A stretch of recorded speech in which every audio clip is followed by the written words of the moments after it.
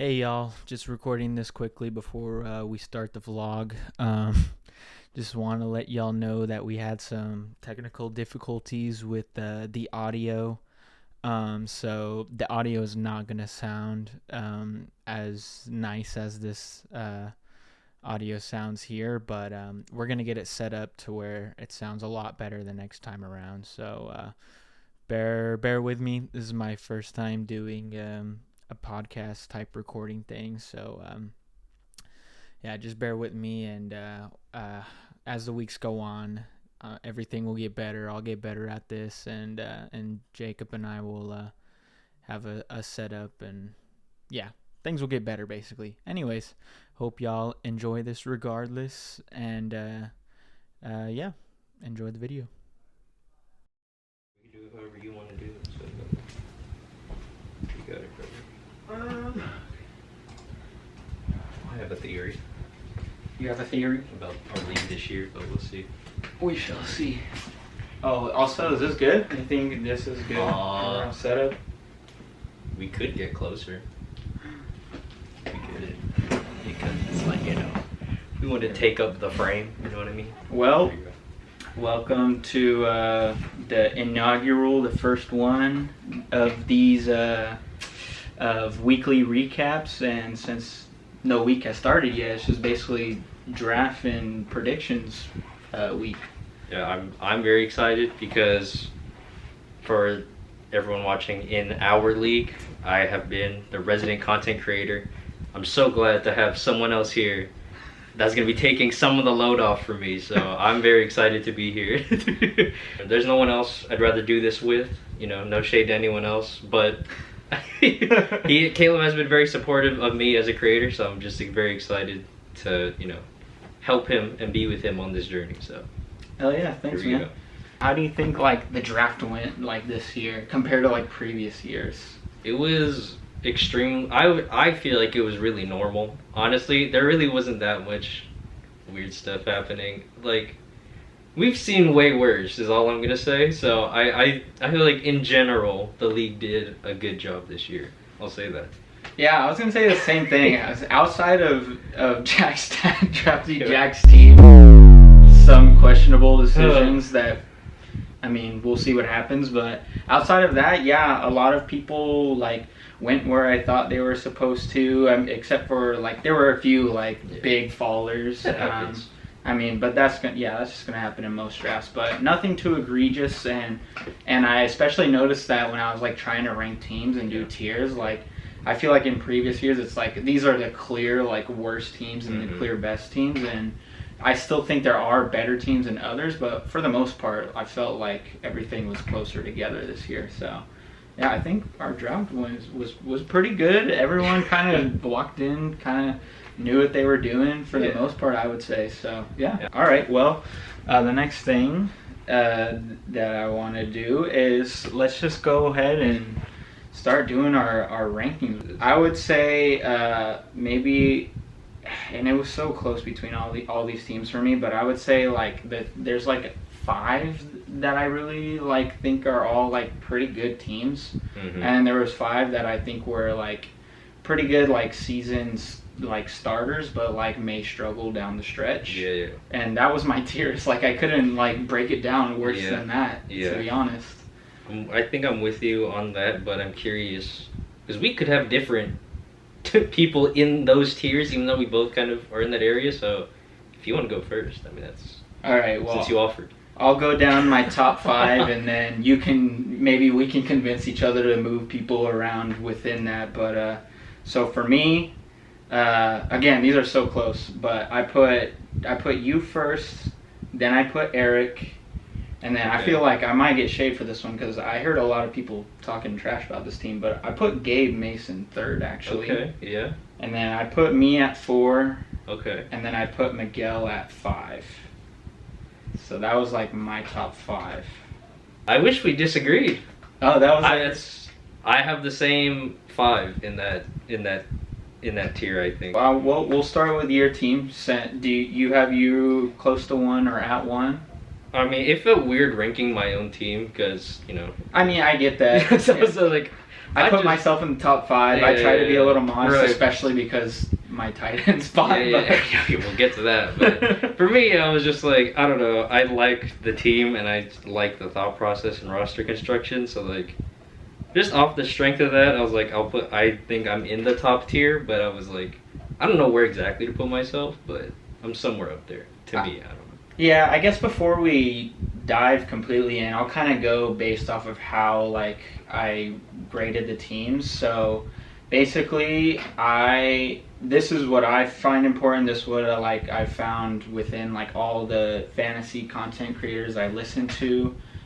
Just kind of taking all that into consideration. That's how I decide to rank teams. So first, since we changed quarterback scoring this year, I ranked teams that had a, premier quarterback or teams that had really good quarterbacks. I rated them higher than some of those who waited to draft them later.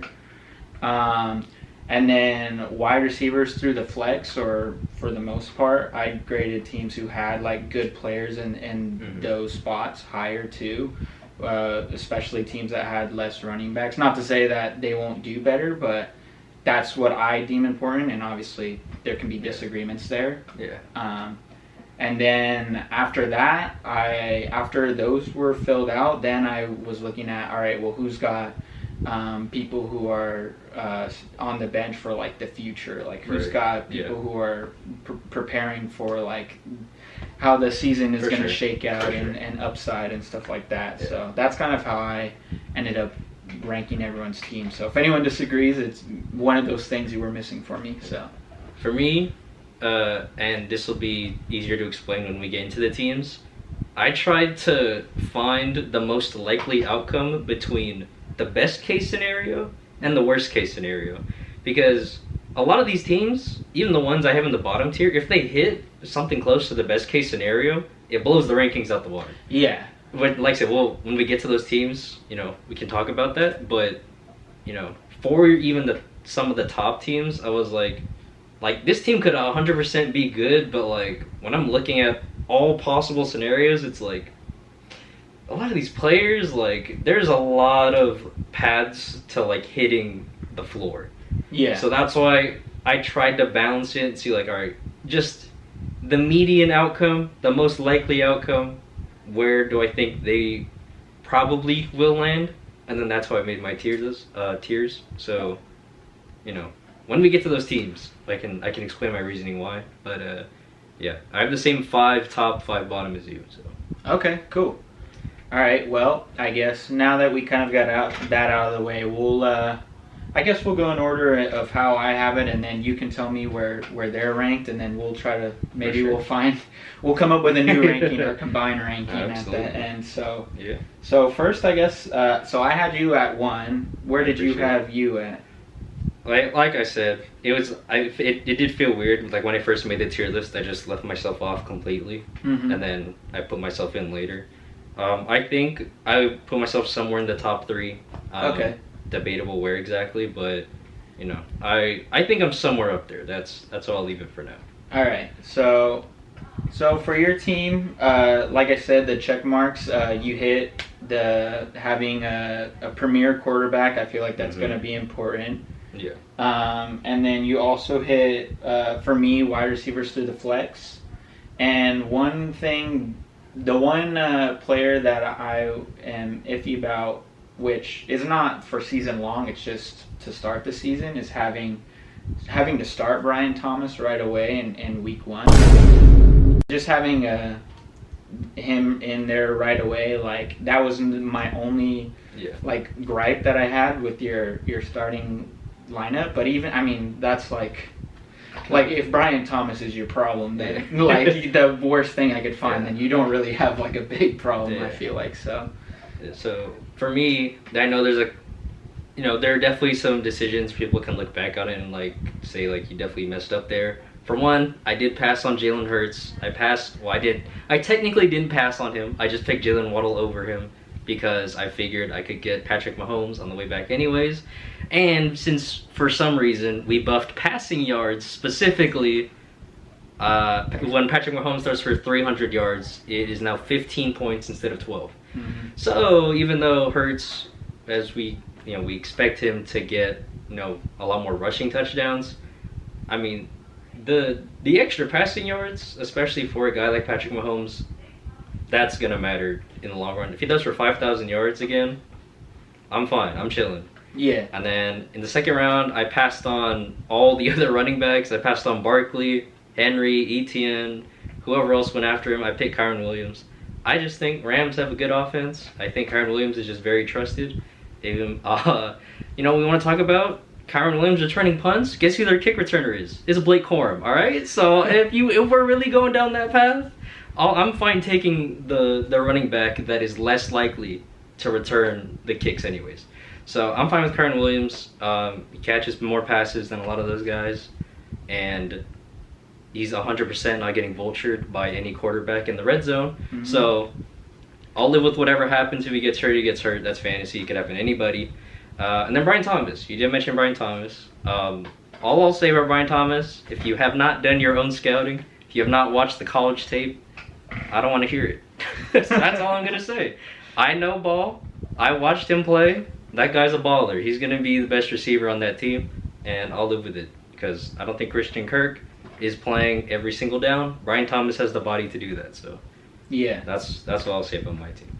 Oh, and last thing on your team, I mean, obviously getting Sam Laporta in the 5th round, like, oh yeah, that is just an absolute steal, and so I feel like that alone, I had to put your team way up. Bless up. Because that was just wild. Like you were able to stack up, like you were able to get Kyren Williams, you were able to get AJ Brown and Jalen Waddle and Patrick Mahomes before even getting to Sam Laporta. Like that's just like. You got all 5 of those players on one team. That's pretty nuts. So the next team that I want to talk about is Eric's team. Eric. So I had him at 2. I think I'm lower on his team than you are, but I do want to hear your rationale, and I'll tell you why I'm hating. Okay, so again. The things that I like in my fantasy teams and based off of our new rules. So he got one of the elite quarterbacks, one of the top 4, got Lamar, so that automatically puts him up for me. And then he's got wide receivers to the flex and solid ones too. Jefferson, London, Cooper, and DJ Moore, all like wide receiver 1s on their team. For the most part, most of them in good offenses, so really, really solid there. Yeah. And then George Kittle at tight end can be inconsistent, but like he still can drop like 30 pointers. So you gotta be careful every week playing against him. And so yeah, I just felt like. Oh, and then also for the future, I mean. I'm not in love with Keon Coleman, but I like an upside swing. Yeah, you never know what could happen. Yeah. I like that he took that shot. Also, Zach Moss in an ambiguous backfield. You never know. That could be someone who jumps into his lineup. And then Mike Williams got him pretty late. Yeah. He's going to be a wide receiver, too, for Aaron Rodgers. And, I mean, he is older coming off of an ACL, so that's kind of sketchy. But I think just overall he's got some good pieces on the bench too that I really like, so that's why I have him pretty high. Oh, and his running backs. I mean, Barkley, if he's not getting his touchdowns vultured, which I feel like it'll probably be more even. Yeah. Like, obviously, I grabbed Jalen Hurts expecting that he'll still get some, but sure. Yeah. I don't think it'll be as dramatic as last year. So I still think that's a solid pick. Yeah. No, his only weakness that I didn't really like was grabbing Ramondre Stevenson as his running back too. I think there was still a lot of other options available, and he chose Ramondre. So I didn't really like that, but other than that, yeah. My worry is that his team is going to be wildly inconsistent. I think he'll definitely get weekly production from Lamar. He'll get something every week from Barkley. I think he's pretty safe with DJ Moore. A lot of the other players, the question marks are immense. And I know I'm one of the people that was on the Justin Jefferson train. I still think he'll produce like a first round pick. Yeah. But we're not gonna, it's Sam Darnold. It's like there might be a week where it's not working. Like there might be a week where they key in on Jefferson, and then he gets shut down a little bit, just compared to all the other first rounders. And then Drake London, I mean, that's a 3rd round pick, like, and he has not shown that he is like a good fantasy option yet in his career. It's like I'm a Drake London fan too, but it's still like I don't know. It's Kirk Cousins off an Achilles tear. It's like this. It's a little bit scary. And then going to obviously George Kittle is spike week god, but there's gonna be weeks where he puts up 2 points. Yeah. Ramondre is on the Pats. Terrible offense. Terrible O line. I mean, there's nothing else to. I mean. Yeah, I like as a talent, yes, but I'm worried week to week how much is he actually putting up for fantasy. And then Amari Cooper is playing with Deshaun Watson. I'm like, Deshaun Watson has not been good for 4 years, 3-4 years. So I'm like, it's scary, but there is absolutely a world where everything hits, and then this is like the 1st seed. Yeah. But like, I said, I rated Eric lower because when I was trying to think of like what the most probable outcome was, it was like I would be a little bit scared betting on this team like week after week after week. I had Eric at 5. At 5? Okay. So I had Eric at 5. That one I was like, I think putting Eric at 5. You know what? That one we could probably negotiate. I might move him down, You but could move him after we talk about the other teams. We'll see how we feel. Yeah, let's talk about the other teams before I move people around. So for me, number 3 on the list was Gabe Mason. Where were you at with Gabe? Where do you have him at?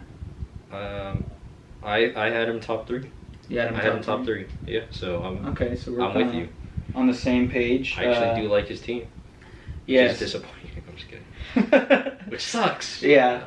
I mean, after the picking Amon-Ra with pick 4. See, now like, that's that had me like a little like, what are we doing here? But I can't lie, looking at his team as a whole, like, I mean, he's got a good team and he's got a lot of the things I was looking for. So yeah. I mean, anyway, so the some of the check marks, the elite quarterback, Josh Allen. We'll see what happens this year with the receiving core being not anything like it was in the past, but I still think he'll be an elite guy. Maybe outside, maybe he won't be QB1 this year, I feel like, but I still think he'll be a top 5 guy just because he runs so much and he's still a great passer, so hopefully someone can step up. But anyway, so he passed that for me, and then also having wide receivers through the flex, again, something that I really like to have on my teams, and solid ones too. Got Amon-Ra St. Brown as his number 1 guy. He's got Marvin Harrison, and then Cooper Kupp. Barring injury, like, he's got a ton of upside. Just the Rams in general feel like you're going to be a super good team. So, I mean, there's even worlds where he goes back to being the wide receiver 1 over Puka Nacua, not projecting that, but it's in the realm of possibilities. So having that as your wide receiver 3, like, already, like, the receiver core is pretty stacked. The receiver that I'm not as high on, but I mean, as a wide receiver 4, really good still. Calvin Ridley, like, he's going to be the main guy, I think. I think Hopkins is still going to be the X, but I mean, who they're going to want to get the ball to more, I feel like, will be Calvin Ridley. Yeah. And then he's got Mark Andrews as a tight end. And then I think he got Rachaad White in like the 5th. Yeah. I feel like that's pretty solid. I mean, he's not like super talented, I don't think, but as far as like a volume guy, really good. And then hearing a lot about the center there, he's a dog running people over, so his efficiency could go up, maybe look better this year. And then James Conner as RB2, also really solid. So overall, I really like his team. His bench, I was going to say he didn't really have any like upside swings. However, he kind of did with Trey Benson, but he also has James Conner, so it's like kind of dependent on his own downfall. So Yeah. So yeah, I'm kind of also Gus Edwards is like in a interesting backfield. He could be something, could not be something. Yeah.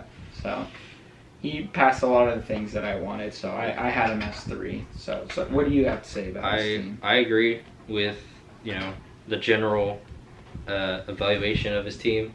I am still a little bit questioning the Amon-Ra pick because it is still just he did reach, but like if he ends up being the best receiver out of whoever got taken after him, then it doesn't matter. But for a heavy wide receiver build, I think he did great. Rachaad White and James Conner just as volume plays that will eventually score some touchdowns also. Great. To get pessimistic, because we can't only... Yeah, sorry, I'm the optimistic we one. can't we gotta get some realism here. I just want to point out, because Mason was talking with all of us throughout the pre-draft process, like, hey, how do you feel about this guy? How do you feel about this guy? How do you feel about this guy? He kept saying this one quote. He's like, Sean McVay said the offense is going to revolve around around Cooper Kupp. So I don't know why Puka Nacua is being projected ahead of Cooper Kupp. I was looking on the internet for this quote. I don't know where he saw it from. I didn't bother asking. Maybe I should have. Maybe that's my fault. But I was looking for this quote. I looked up Sean McVay, Cooper Kupp, number 1 option. Sean McVay, Cooper Kupp, offense revolves around him. I looked up a bunch of quotes like that. I didn't see anything. So I don't know where he got that from. But I still think the pick is good, and I do believe in Cooper Kupp. I do just want to point out he might just be manifesting things in his own mind. But my issue is if obviously if James Conner goes down, he's just gonna start Trey Benson. But I'm worried he might end up in a situation where he's like trying to ping pong running backs, where he's trying to guess like who to start if something happens to Rachaad White. Mm-hmm. Then he might end up, or even if something happens to Calvin Ridley, or if Christian Kirk's his next option, then I don't know, maybe him. But if he's in a situation where he has to pick one of the bench running backs, he might end up overthinking it. He might end up starting the wrong one, that whole thing. Yeah. That's my biggest issue. But I think just in terms of roster construction, he did a good job. So, credit to him for that. And we'll just have to see. We'll just have to see what happens with some of these older players. We'll move on to number 4. So for me, I feel like this is like where I feel like I put myself or end up a lot every year. I put myself at 4.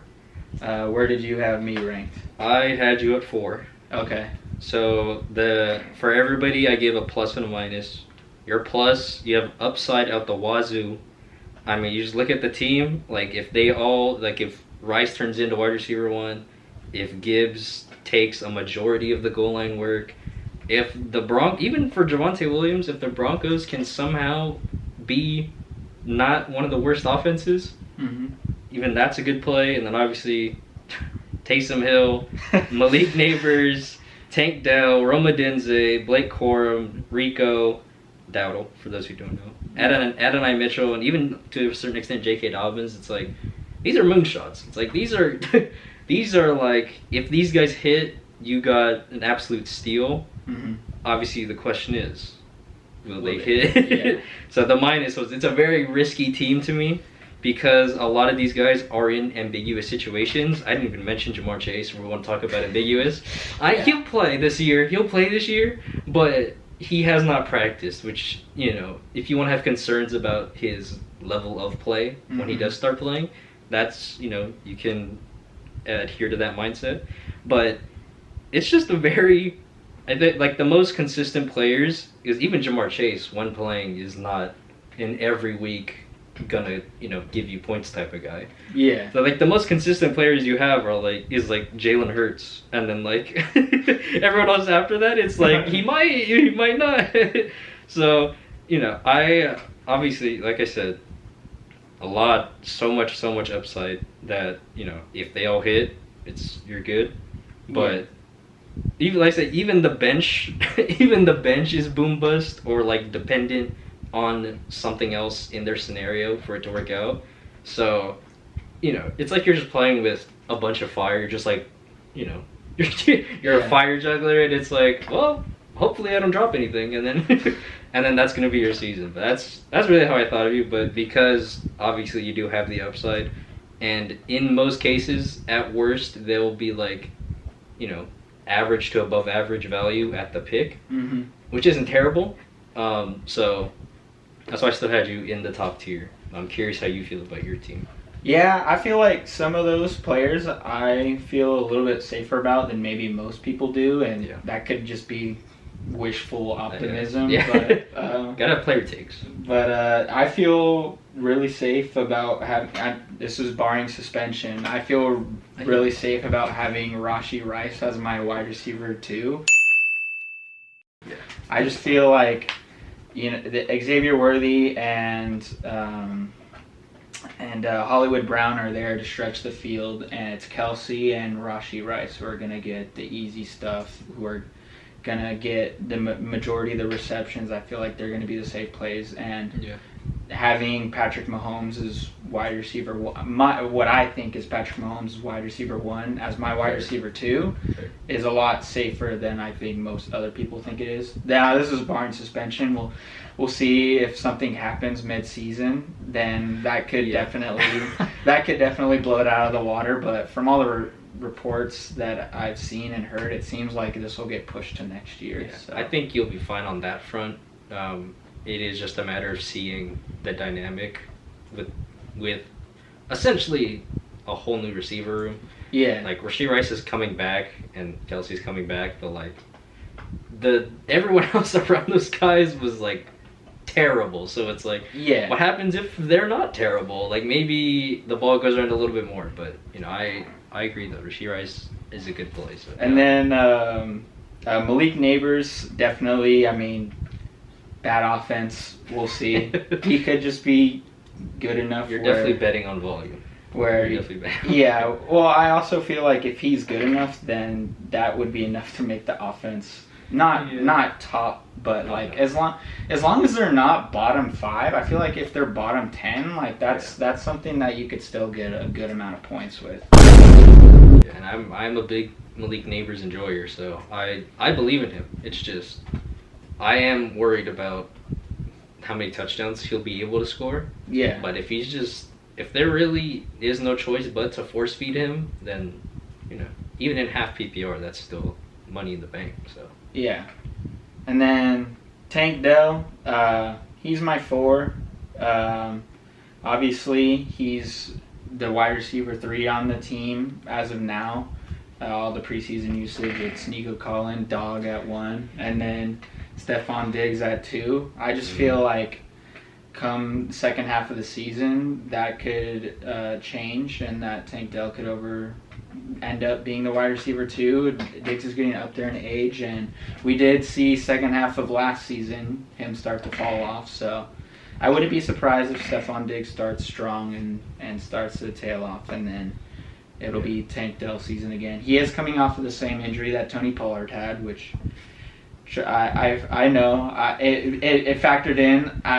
If I didn't get Jamar Chase, I really wanted T. Higgins there more than Tank Dell, but I just feel like Houston is going to be so good. Like the same. I mean, obviously Patrick Mahomes, like GOAT, like, but I feel like C.J. Stroud will be one of those top quarterbacks in that he'll be able to support like multiple wide receivers, and I just think Tank Dell, what he showed last year, he's too good not to score points even as a 3, and he'll get plenty of opportunities to show up. But yeah, I mean, he is a 3 on the team, so that is a bit of a risky pick, but I feel like for me, for the teams that I play with, I play more for second half of the season than first half, so I mean, fair enough. So I always have a rough start to my seasons. I'm usually like 0-2 or 1-1 at least at the beginning of the season, and then I figure it out down the stretch. But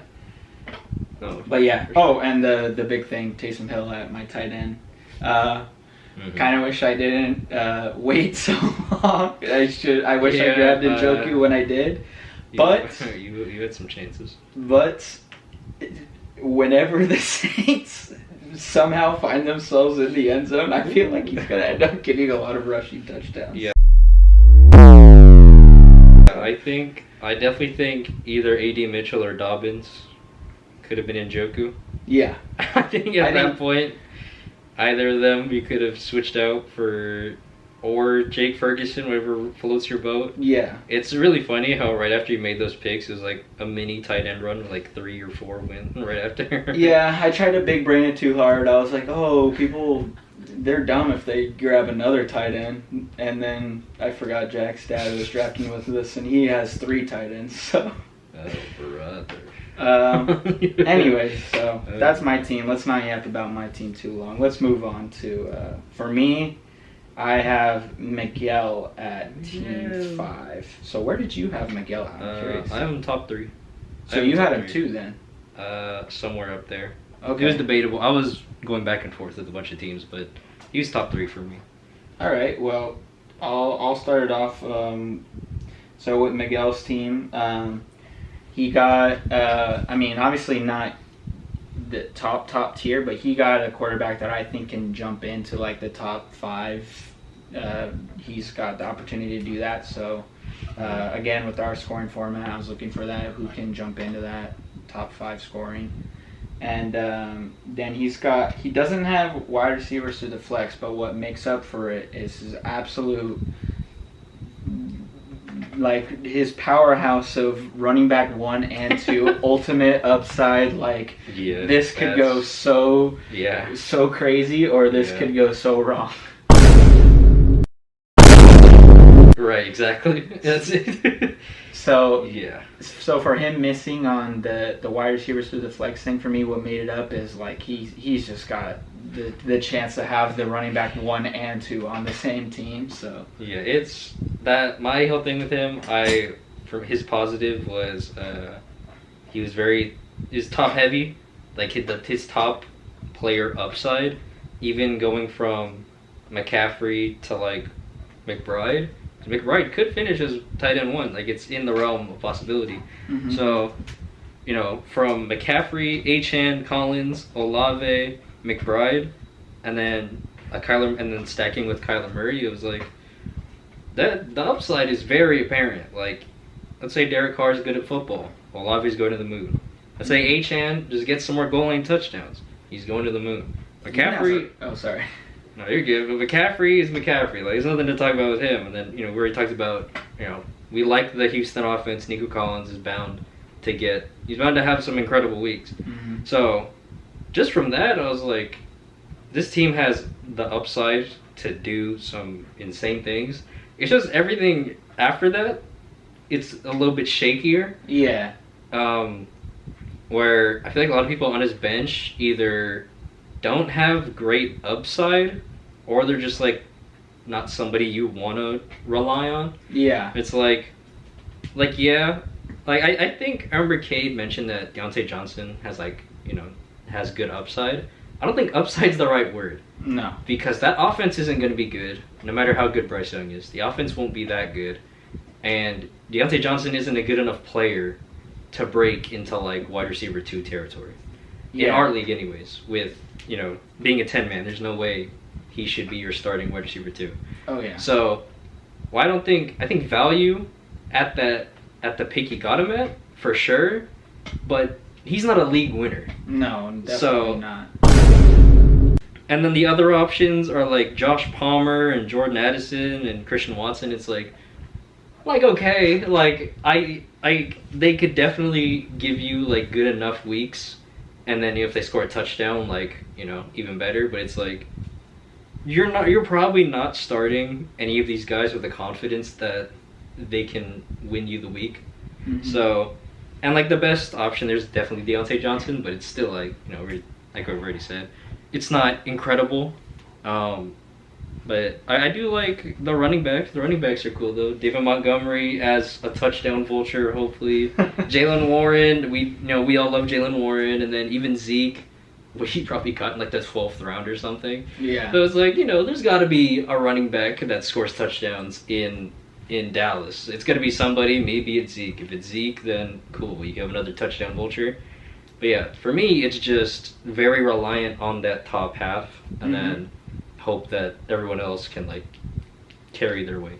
Before we get negative, so in this, who do you think should be like, or between us, who do we think would be like the second like ranked team after everything? I feel like we were both kind of on board for Gabe's team being in the top. So, and you were lower on Eric's team, so maybe would you make a case for him at 2?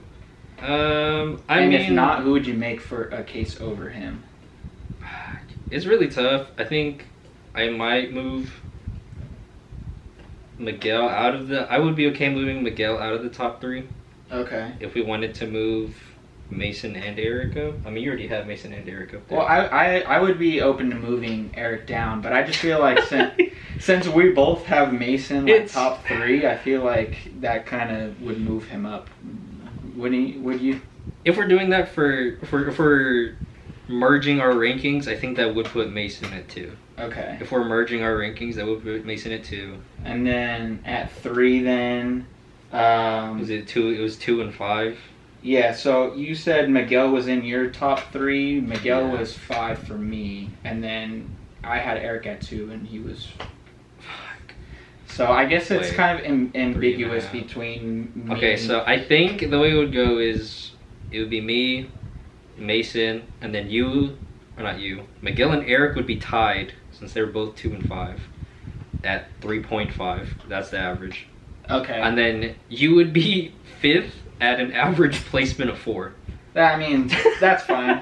Which is weird as hell, but that's math. So yeah, that's how the math comes out. Then that's how it goes.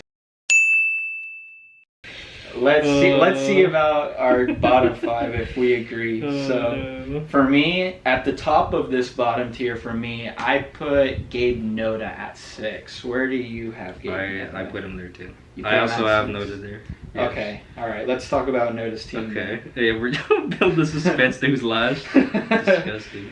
Okay, so Noda's team. He's got Joe Burrow and Dak Prescott. So this is true. Good, solid quarterbacks. But that wasn't really what put him there for me.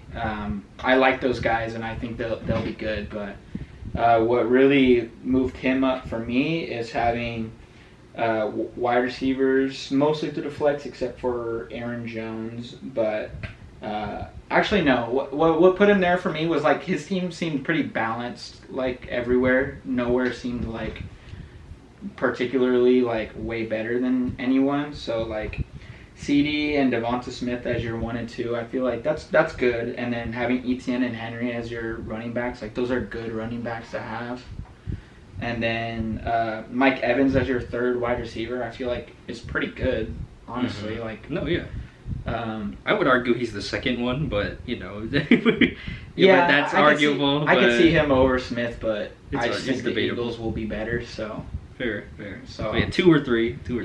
Yeah, and the only guy that I don't really like who's in a starting roster right now is Aaron Jones. I'm not really a fan of Aaron Jones this year.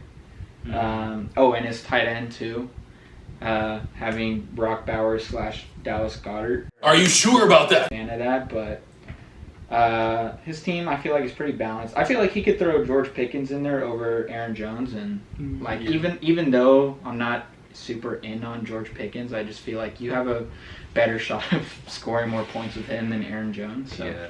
I would throw him in there. He's also got some upside with Jaden Reed. Depending on how the Green Bay wide receiver room shakes out, he could end up being a steal. Yeah. But we'll have to see how that all shakes out. And then he's got a safe volume play with Devin Singletary, but overall nothing really wowed me, and I didn't feel like he set himself up for like potentially like being like a really good team. So I just think his team was kind of mediocre. Yeah, I think that both of his tight end options are very middling. Yeah. Like Brock Bowers, it's like he might get a bunch of dump off passes, which will be good, but the Raiders aren't going to score a lot of touchdowns. Dallas Goedert. The other thing with that, he actually did draft Devontae Smith and Dallas Goedert. Yeah. So if he ends up playing them both, then he is limiting his upside because it's not like a receiver and a running back. It's like receiver, tight end are both catching passes from the same source. So it's like they would be eating into each other's production inevitably. So it's like that's a little. I know. People always talk about like, are you gonna draft two people from the same team? You're usually not supposed to draft two pass catchers from the same team. Yeah. But if he's starting Brock Bowers anyways, then whatever. I think the big thing is that I think he definitely had a strong start, but I think it'll come down to like Derrick Henry because like, I know he fell in our draft, but like, if Derrick Henry if like everybody overthought it, if it's just Derrick Henry now playing for the Ravens and he's still as good as he always has been, then it's like smash pick. But like, I mean, he is 30. Not saying he's falling off, but he is 30. Not say that Titans O-line was good, but the Ravens O-line isn't great. And then it's just like, if the Ravens are trying to make a playoff push, there's a world where they're like, let's not feed him too much during the regular season. And even last year on the Titans, they drafted Tyjae Spears in the 3rd round because they were like, hey, this guy's going to be gone soon. It's like, and even last year, Tyjae was eating into Henry's workload. So it's a little bit like, I feel like that can be a big decider because if he goes for Gus Edwards' amount of touchdowns this year, then, sick. Like, it's just that simple. Yeah. But yeah, some of like the options just like aren't incredible to me. We are saying something bad about your team and you're keeping receipts, by all means do it. We just happen to be the people that are actually keeping it on camera. Yeah. Because if we kept all the receipts of all the things everyone said, y'all wouldn't be safe, man. Y'all said some crazy stuff too. So hey, if we're wrong, we're wrong. I'll own it. I've been saying wrong stuff for years. So you know what? We're just brave enough to put it on camera. Yeah, exactly. we're saying this shit, and who knows what could happen. We might go a little bit faster towards these bottom names. I don't want to say a lot of bad things anyway, so let's just get it going. All right, Who's next for you? I had Cade at 7. Oh, really? Oh, you had him low? Well, let me hear your pitch. Okay, let me go to Cade's team real quick. Obviously, I can be persuaded, but okay, so I like his wide receivers. I like Garrett Wilson a lot, and again, if Aaron Rodgers goes down, I feel like the backup that they have is better than what Zach Wilson was last year. I forget. Oh, who is the backup? Tyrod Taylor. Yes, thank you, Tyrod. I was gonna say it was someone who was like better at the bar is a little bit higher. Yeah, the bar is a little bit higher if Aaron Rodgers goes down again. And Garrett Wilson is just such a dog. He just needs like average quarterback play, and he's gonna pan out. So I feel like he's a little bit safer this year.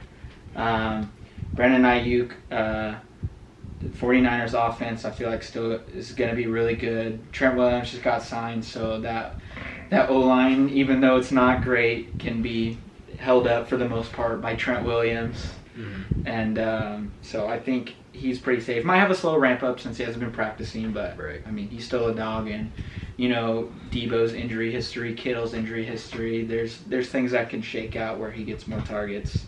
Yeah. McCaffrey, like, no one is safe from being injured on that roster. No, definitely not. Michael Pittman, I don't love Michael Pittman, but as a wide receiver 3, I mean, I feel like that's a good wide receiver 3 to have. Yeah. And then as a flex, you have Mostert in there. Dolphins offense, good offense to bet on. Hopefully he stays healthy, but at least to start the season, if it's not going to be a wide receiver in there, I really like having Raheem Mostert as the flex play. I think he's solid. Miami offense, like he's gonna put up points as long as he's healthy. Mm-hmm. And then Jonathan Taylor, solid running back 1. Worried about the goal line splits with A-Rich and him, but he's still gonna be really good. And Ken Walker, that offensive line scares me, but I feel you were to say that. Yeah. But nothing but glowing remarks from all the coaches. They all want him to be the bell cow. They want him to run the rock. We'll see what happens, but it's a good sign when the coaching staff comes in and they want him to do everything: catch the ball, run the ball, all three downs. So I think that's a pretty good running back too. And then Kincaid as a tight end, you could have got Josh Allen's #1 target. So we'll see what happens, but that's a pretty good tight end to bet on. Yeah. Ambiguous receiving core there. So, and then Jaden Daniels, that offensive line is also really bad. At least he's mobile, so he'll get mobile points. But not having a really good quarterback, I feel like might cap where you end up the season because we buffed quarterbacks for some reason. So I have not a confession, but I do have something to say, because when I was doing all the interviews, when I was talking with all the guys, I brought up Jaden Daniels a lot, and at varying times during the pre-fantasy draft process, but for a lot of the times it was like, I think Jaden Daniels could be like a pretty good like late round quarterback this year, because he runs the ball a lot. He was a second round pick. Like he has some weapons. He's not like left out to dry. But then as the process kept going, I was like, I kind of like Caleb Williams more than Jaden Daniels.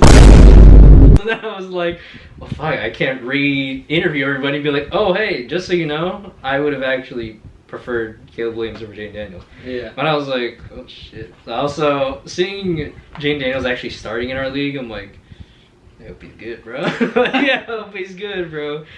And then I straight up just hate his bench. I straight up hate his bench. Yeah, his bench is pretty rough. I straight up hate it. I didn't go through his bench. I straight up hate it. But yeah.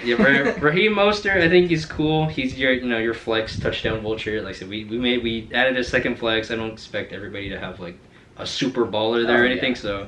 So, just a guy tied to a good offense, cool. But then after that, I'm like, ugh. It's like, personally, I'm not a big fan of Zamir White. I know that he's going to get volume. He's going to run the ball. But it's still like, does anybody know how good he actually is? No. Does anybody know if the Raiders' offense is even going to be good? I feel like he's a 2-down back too. Like he's not even. Can he catch passes? Yeah, can he catch passes? Does anybody actually know? I don't think so. Like he played 5 games maybe at the end of the last season with Josh Jacobs getting hurt or something, and then he also has Khalil Shakur behind Dalton Kincaid. So it's like, are you starting both of them if Khalil Shakur is good? Like, what's the deal there? Yeah. And then Jameson Williams, sure, there's a chance he'll be something. But even right now, even if Williams gets better, he's still like the 4th, 5th option. Yeah. So, and then Justin Herbert's here. Like, what's he doing here? What is he doing here? But yeah, well, Ladd McConkey, I do really like Ladd McConkey, but we're really banking on the Chargers having a hyper efficient pass game, since we know they're going to be run first. So and he still has to prove that he's better than Josh Palmer to be wide receiver 1. So yeah, the bench really scares me, and I'm not as confident in his starting lineup as I am with the teams in the top tier. Yeah, so that's why I have him in the bottom tier. I think just going over his bench outside of Zamir White, I feel like, and Justin Herbert, I think he has a lot of upside in the receivers he has on his bench, but the problem is, like, he only has, like, 3, like, running backs. Like, I would have taken more upside shots on running backs than taking all these wide receiver upside shots, you know? He did draft Nick Chubb. If you have an opinion on Nick Chubb, I think we don't even know when he'll play, but we don't. That's what was really scary. And when he comes back, we'll see how he is. He might come back in week 11, bro. Like no one knows. We'll see if the team makes it that long, if you can survive having Nick Chubb on your bench for that long, because maybe by the time he comes back, you're already not in playoff contention. But yeah. But, I mean, I would say I would like all those bench wide receiver upside shots more on somebody else's team who had their running back core more under control. Yeah, maybe. Yeah, for me, his positive was also his negative. It's like it's a fun team just because there's a lot of unknowns on it. Mm-hmm. So, you know, we can have fun watching Jaden Daniels and Dalton Kincaid and Samir White. like if you want to, if you want to throw him in there, but like, you know, but like all the bench players, it's like we have no idea what they are really. So that could be fun or it could be not fun. So to me, that was like the positive and the negative. But that was my thing with Cade's team. Yeah. At 8, I had Brendan. Okay. Where did you have I think Brendan? I think I have him at 8. I think that's. Can I count? Yeah, that's 8. Yeah. Go ahead. All right. I'm going to start this off by saying, Brendan, you had me at your first 2 picks. I thought this was your year. I was like, God damn, Brendan. This is a terrible. Brendan knew what he was doing. And then as the draft went on, I was like, damn it. It's a terrible start. Damn it, Brendan. That being said, It's a terrible start. so I love Breece Hall. I'm a Breece Hall truther, so I'm biased there. Yeah. The fact that he fell to you at 6 was awesome. Great pick. Good job grabbing him. And Puka Nacua in the middle of the second round. Good job grabbing him, letting him fall to you. Great job grabbing him. This feels like the parent teacher conference. they're about to get to the but. However, there is something that came up. However, so There you go. the flex spots. Xavier Worthy. I love the upside of Xavier Worthy, but the fact that he is your first flex, that's rough. Are you sure about that? Your second flex spot, DeAndre Swift. I am not even convinced that DeAndre Swift is a lead back in Chicago. That backfield is messy, and you have to start him. Yikes. Stephon Diggs as your wide receiver too. Don't get me wrong, Stephon Diggs, really good. I'm sure he's going to start strong, and he'll be good to start for your team early on, but down the stretch, that's going to be a tough sell. And then Anthony Richardson, he's going to be like he was talking about with Jaden Daniels, except I feel like better offense. But mystery box, he's going to be fun to watch, but he's also struggled a bit in the preseason after. So I mean, he could be really good, but he could also be really bad. So, but that would be fun to watch. Oh yeah, for And sure. your bench, I actually really like JSN. I feel like he should probably enter your starting lineup over one of those other guys. We'll see how it starts, but I feel like he's someone who will end up cracking your lineup. I really like him. Tony Pollard, we'll see what happens with the Titans. If It's they're ambiguous. if they're good, then if Tony Pollard is just what he was before last year, then all right, maybe you hit there. DeAndre Hopkins, I mean, he's 30, 31, 32, just had an injury before the season even started. That's a little shaky. And then who's your? Oh, Travis Kelce. I think you grabbed him a bit early. A lot of the tight ends didn't start going until round 5. You got him in round 3. I feel like you could have waited for that, but I mean, I like Travis Kelce as long as he's healthy. And yeah, and then grabbing Njoku just to make sure I didn't get a tight end. Like, good job. You got me, but that is not good for your team.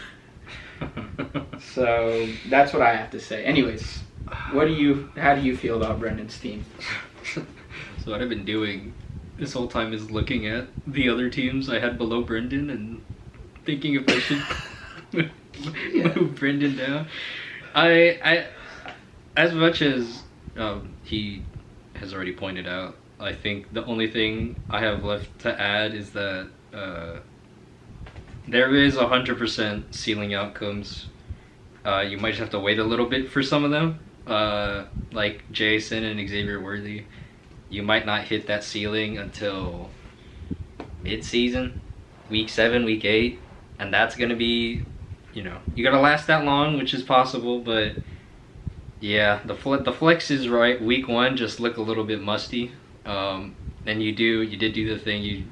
This happened a few times. You have Kelsey and Worthy, so the upside is limited. Wait, I just realized so many people Yeah, drafted the which is tight end weird. and After- wide receiver on the same After team. all the conversation of like, are you drafting 2 guys from the same team? And everyone's like, no, I never do that. And then it's like, and now it's like half the teams we've looked at, it's like, oh, they have 2. And some of them are bench players, but regardless. But yeah, it's gonna be a little bit rough for a little bit, I think. I'm very worried about DeAndre Swift. I think Caleb Williams is just gonna throw the ball over and over, and Khalil Herbert's still on the team. If people were begging Khalil Herbert to take the starting job from David Montgomery, so I think Montgomery's better than Swift. So that tells you where I stand on that. But yeah, that the upside is there for sure, especially if injuries in Houston or whatever, Tank Dell gets hurt or something, Steph Diggs is the clear number 2 or even the number 1. There's a world where he ends up as the number 1 on that team, but it's just I find it very hard to bet on this team, and even some of the high upside shots are a little bit scary. Like I see the world where Puka does get outscored by Cup. I see the world where the Chiefs just tank the regular season, just keep Kelsey healthy for the playoffs. Yeah, I could see that too. And they even did a little bit of that last year. So with a better receiving core, now it's like I feel like the odds of that happening are going up. So yeah, it is a little rough, but there's definitely upside. But yeah, I don't know if I should keep him at 8 or not. I'm looking at the teams I have below him. I don't know. Well, we can when we rank the bottom 5, we'll go through and see where everyone should go. But for now, Yeah. Brandon, you're at 8, subject to change. Watch out. Watch out. I have Alexei at 9. Where do you have Alexei at? I had Alexei higher. I had Alexei at 7. At 7? I'm Okay. at 7. All right, let's go over Alexei's team. So, Sell me on. Jordan Love. I think if there was anyone to grab in Green Bay, it was Josh Jacobs and Jordan Love, because those are, I feel like, for sure, if the offense is going to be good, they'll be good. You don't have to worry about target shares or anything like that, especially with A.J. Dillon going down. So Jordan Love, I feel like that's a pretty solid pick. I know that was an accident too. You wanted Jaden Daniels, so At that pick? He God. wanted Jaden Daniels there instead of Jordan Love. Hey, you better be thankful for that auto draft. Devontae Adams as your wide receiver 1. Not really a fan. I mean, I love Devontae Adams as a player, but he's getting older and the team is not getting any better. And I would have preferred Devontae as like my wide receiver 2. Deebo Samuel, I love Deebo Samuel. But yeah, I don't know what else to say about that. You grabbed Terry McLaurin so early for. I mean, I get he's the only guy there, but that's a bad offense to I get the vision now, knowing that he wanted Jaden Daniels in the 8th? Yeah. Or was it the 8th or was it the 9th? Yeah. Yeah, the 9th. I get why he was so adamant about it, but the people he passed on, I think, is pretty nasty. The running backs are actually pretty good, and except for I don't personally like Kamara that much, but I mean they didn't really do much to change from last year. Kendry Miller's hurt, so he'll probably just, even though it's half PPR, he'll still scam his way into a good running back ranking. It's just like the mustiest. Yeah. It's gonna be like the mustiest RB2 season you've ever seen. Yeah. But he'll probably get there. Honestly, I feel like I'm talking myself into Alexei moving up because I feel like this team is better than Brennan's. And well, we agree there at least. And I forgot who else I had at 7. You had Cade. Cade. I feel like it could. They're similar to me. Here, I'll say, I think there's a lot of players that you can make a case against, which scares me. Even like James Cook, as much as we all love James Cook apparently. Like, as a coach, are you running the ball at the goal line with James Cook or Josh Allen? I mean, that's a decision that they are going to make, and they've made in the past, and the answer's been Josh Allen like 30 times to 4 in favor of Josh Allen. So I like sure, James Cook is cool. He's a good player, but it's just like the ups. If he doesn't get goal line touches, the upside is severely limited, especially now that we're in half PPR. And then we talked about Terry and Kamara. And who knows, if Bijan gets vultured at the goal line again, it's over. Like that's it. Like there's nothing else. Like Yeah. If he doesn't get the goal line touches, it's over. So that's, I don't know. That's all I have to say. Yeah. I was gonna say, and even if it's not Josh Allen, watch out for Ray Davis, big boy. If we're talking about sleepers, shit. He's a big boy running back. He might end up sleepers. being the vulture. If Listen, it's not man. Josh. Hey, Latavius Murray got more goal line touches than James Cook did last year. So, you better hope James Cook is like the greatest thing since sliced bread in between the 20s. That's it. That's what we're relying on. So, Yeah. like I said, if we're wrong, we're wrong. But that's why I personally was not targeting James Cook. And even Evan Ingram, it's not full PPR anymore. All that guy did was catch underneath passes where his value is tanked. Transform center. There you are. Okay. There you are. Hold on, is that the actual resolution? It might be this. Okay. This face cam is in Okay. is an A1 quality. I don't know how you want to do this. I don't know if you want to. It's fine. Are we squaring it? Are we squaring it or? Fuck. Yeah, we gotta deal with what we're given here. This is insane. All right. They can't even see me. Where am I? Long story short, all I'll say, I guess, about Alexei's team is his wide receivers do not inspire me. So There you go.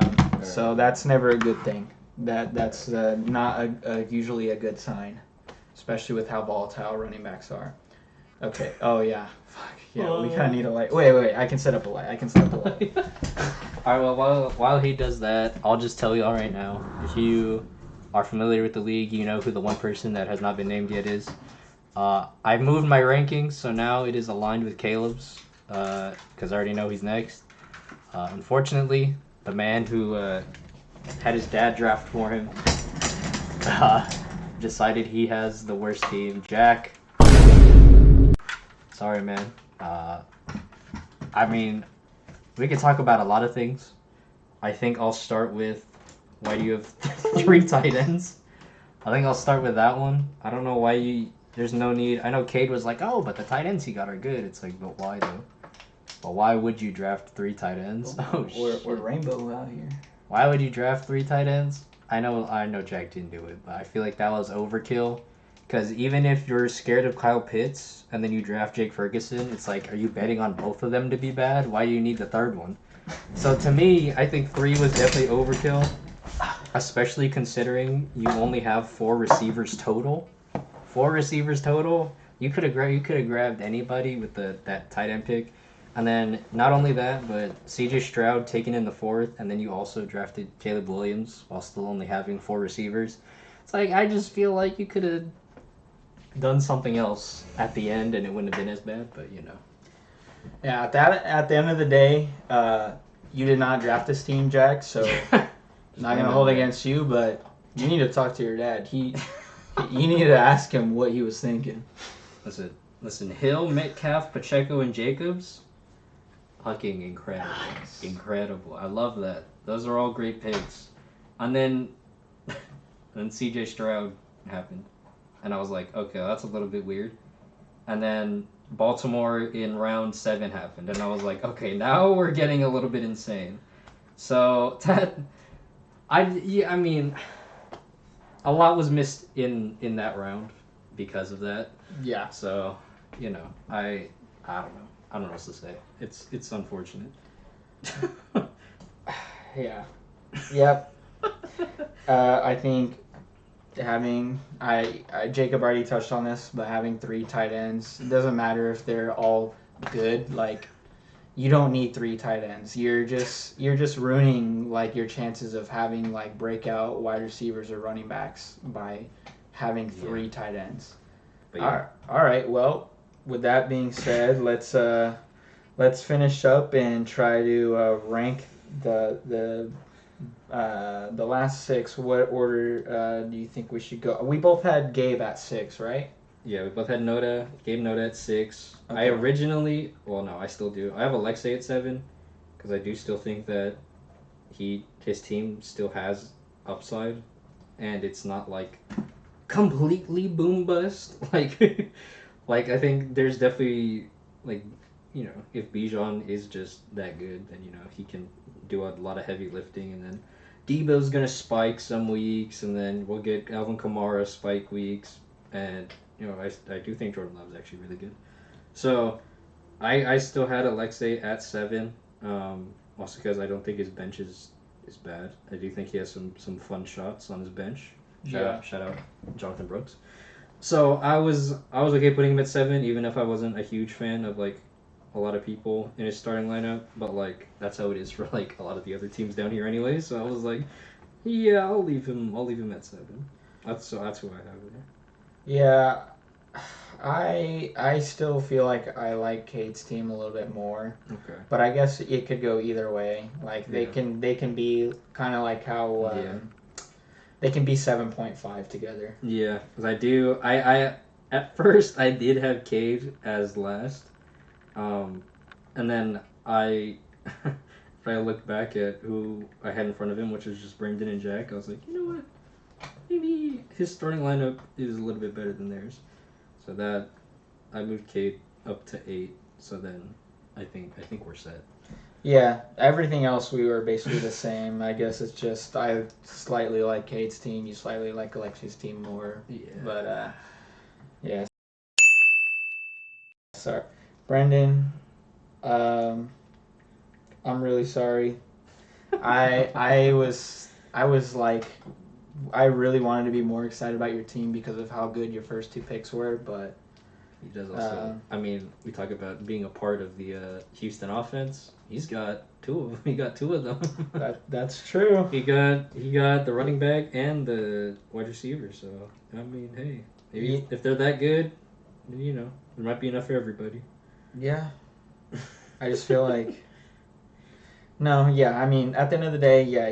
Most of the players he had, he bet on good offenses. So I feel for the most part. So so I gotta give him that at least. But I hope that his team actually turns out better than I'm like. Oh yeah, I mean the more good people there are, the better. But yeah, I do think we might be in for another season of top half, bottom half, but more competitive than that one year where it was top half, bottom half. But yeah, to me, it still looks kind of.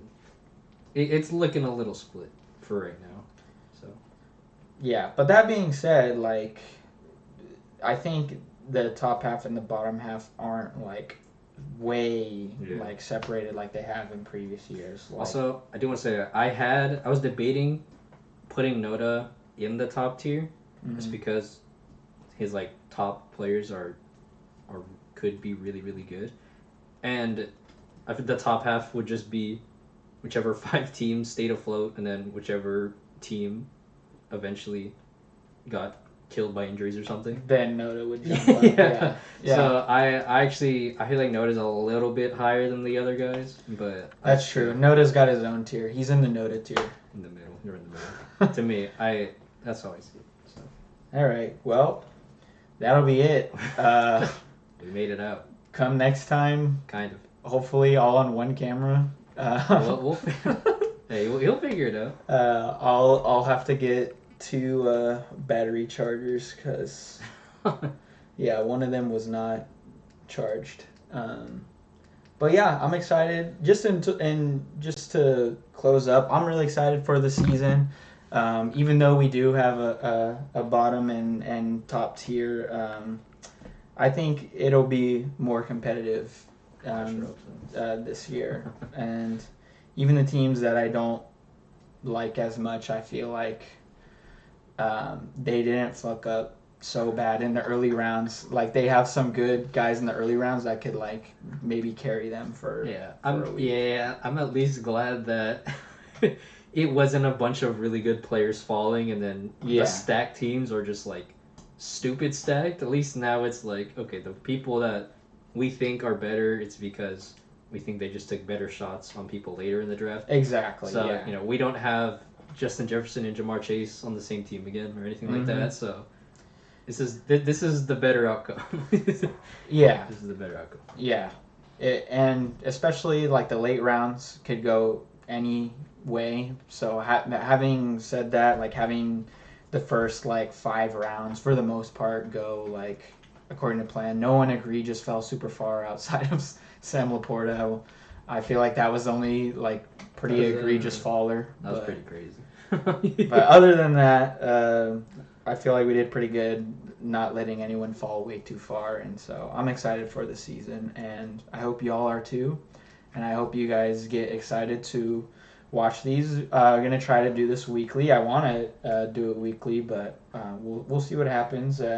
Maybe it won't always be in person. Sometimes it might be through Discord, but yeah, it'll be fun. I'm more excited for when the season actually starts to make predictions on who's gonna go for what players, what teams we think are playoff contenders when we actually know like what's going on. So this one's more of a prediction episode, but I'm excited for the future episodes that we're gonna do. And yeah, hope you all enjoy this episode. Not sure what to call this yet, but you'll come up with something. I'll figure something out. But I hope you guys enjoyed this Goat Squad preseason recap. Yes, sir. And good luck, everyone, but not too much luck, because I'm gonna win again. So I'm putting 105 week 1, 105 fab. No, I'm getting 105. I'm getting 105, even if I have to start Roma Doomsday, bro. He's gonna pop off immediately. No, yeah, for sure, bro. No, I believe you. Definitely. All right. Well, let's get out of here before we keep yapping. Good luck, everyone. Have a great season, and see y'all next week. Peace out. Bye.